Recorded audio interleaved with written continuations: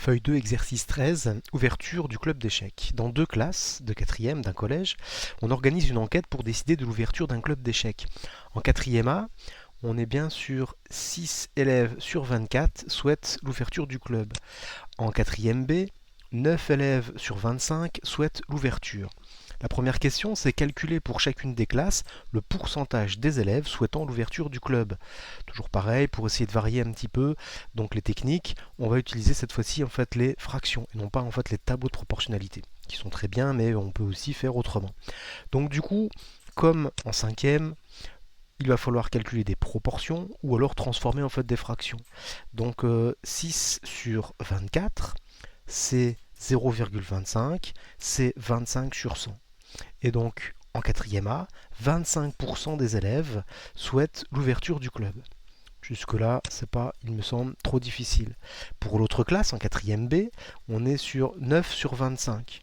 On peut imaginer passer par l'écriture décimale ou multiplier par 4 numérateur et dénominateur, peu importe la méthode. Ici, on passe par l'écriture décimale, ça nous fait 36 sur 100. En quatrième B, 36% des élèves donc souhaitent l'ouverture du club. Bon, question 1 n'était pas très difficile. La question 2, en fait, est un petit peu plus ardue. Le club n'existe que si, au moins, c'est indiqué 30% des élèves de l'ensemble des deux classes ont répondu oui. Donc il va falloir qu'on détermine quel est le pourcentage des élèves, quand on met ces deux classes ensemble, quel est le pourcentage des élèves qui ont répondu oui. Donc il faut calculer le pourcentage des élèves des deux classes souhaitant l'ouverture du club. Et la question c'est, est-ce que le club va ouvrir? Alors pour ça, c'est pas bien compliqué, on va déjà faire une petite addition pour savoir 6 élèves en quatrième A, 9 élèves en quatrième B, ce qui représente 15 élèves en tout qui souhaitent l'ouverture du club. Il va falloir qu'on détermine l'ensemble des élèves. On est sur 24 élèves d'un côté, 25 élèves de l'autre. On est sur, en tout, dans les deux classes, il y a 49 élèves. Donc 15 élèves sur 49. Voici en fait la proportion des élèves qui souhaitent l'ouverture du club quand on mélange les deux classes. Eh bien, en utilisant la même technique, on est sur à peu près 0,306, c'est-à-dire à peu près 30,6%. Il y a environ 30,6% des élèves, quand on mélange les deux classes, qui souhaitent l'ouverture du club. On est au-dessus de 30%, donc ça veut dire que le club ouvrira. Cet exercice, il faut juste faire attention. On ne peut pas ni ajouter en fait les pourcentages de ce qui a été calculé dans l'exercice, dans la question 1, ni faire une moyenne des pourcentages. Donc pour faire correctement le travail, pour répondre à la question 2, il faut déterminer clairement combien d'élèves souhaitent l'ouverture, combien d'élèves avons-nous en tout, et donc pour ensuite trouver le pourcentage, donc à partir de ces deux nouvelles valeurs. Feuille 2, exercice 14, donc on va s'intéresser au prix d'une console de jeu. En octobre, une console de jeu électronique est vendue 310 euros.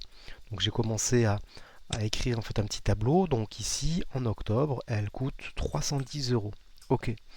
Donc pour Noël, son prix augmente de 20%. Donc il faut calculer en fait le prix de la console dans la période de Noël. Pour ça, donc c'est pas bien compliqué, on va faire comme en sixième, on va appliquer donc un pourcentage à un nombre, donc c'est le calcul qui est ici, 310 multiplié par 20 sur 100, ça nous fait 62. Attention, on parle bien de l'augmentation. L'augmentation est de 62 euros. Donc il faut faire une petite addition, donc 310 plus 62, ça fait 372 euros. Alors j'écris ici 372 euros. C'est le prix de la console à Noël. Il y a eu une variation, là, il y a eu une addition de 62 euros. Et ces 62 euros représentent 20%. Bon, jusque-là, il me semble que ce n'est pas trop difficile. En février, cette console est soldée avec 20% de réduction, c'est-à-dire qu'elle coûte moins cher par rapport à ce prix qui est affiché en fait à Noël. Et donc du coup, il va falloir calculer son prix au mois de février. Pour ça, pas compliqué, la console coûte 372 euros. J'applique les 20% à 372 euros. Ici, voilà, donc c'est le calcul qui est par là. J'obtiens 74,4. La baisse du prix est de 60,40 euros. Donc à partir de là, on fait 372, c'est-à-dire le prix à Noël, hein, 372 moins 74,40 euros, et on obtient 297,60. Le prix de la console en février, c'est 297,60. Donc j'écris ici 297,60 euros. Il y a eu, pour passer en fait de ce prix-là à ce prix-là, une baisse, on a dit, de 74,40 euros. Très bien. Et la dernière question, qui est la question un petit peu plus compliquée, quelle est la différence de prix entre le prix du mois d'octobre, donc le prix du mois d'octobre c'est celui-ci, et le prix du mois de février, c'est-à-dire celui-ci.